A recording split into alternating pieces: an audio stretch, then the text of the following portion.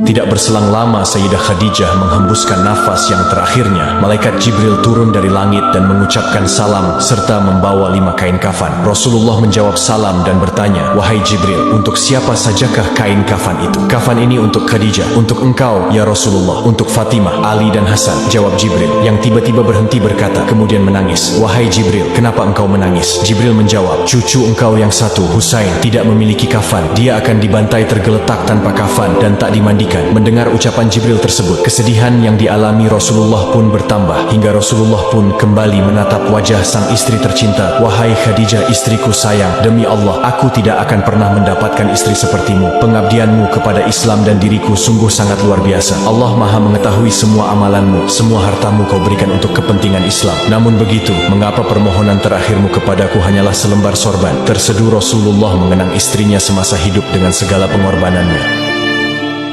Setelah sang ayah, Ali bin Abi Thalib, meninggal, Sayyidina Hasan dibaiat untuk memimpin umat Islam di Kufah, Irak. Namun hal itu ditentang oleh pihak Muawiyah. Banyak gangguan-gangguan yang beliau terima, hingga nyawanya pun terancam. Dengan kerendahan hati Sayyidina Hasan menyerahkan jabatan itu kepada Muawiyah. Beliau tidak ingin ada peperangan antar umat muslim. Beliau pulang ke Madinah dan banyak belajar tentang Islam kepada para sahabat Rasulullah. Namun beliau tidak lepas dari gangguan-gangguan rezim Muawiyah. Di usianya yang 46 tahun beliau jatuh sakit yang sangat parah sebab racun yang ada di tubuhnya kian memburuk. Sayyidina Hasan berkata ke sang adik, "Sudah 3 kali aku mengalami keracunan, namun tidak separah ini." Imam Husain bertanya, "Siapa orang yang tega meracuni engkau, wahai Hasan?" Namun Imam Hasan menolak untuk menjawabnya karena khawatir adiknya akan menuntut balas. Beliau berkata, "Malam berganti malam dan dia akan sirna menghilang. Biarkanlah orang yang membunuh aku itu melalui malam-malam itu. Nanti aku akan berjumpa dengannya di hadapan Allah." Kematian Imam Hasan membuat seluruh Madinah sangat terpukul atas syahidnya sang cucu tercinta Rasulullah Shallallahu Alaihi Wasallam.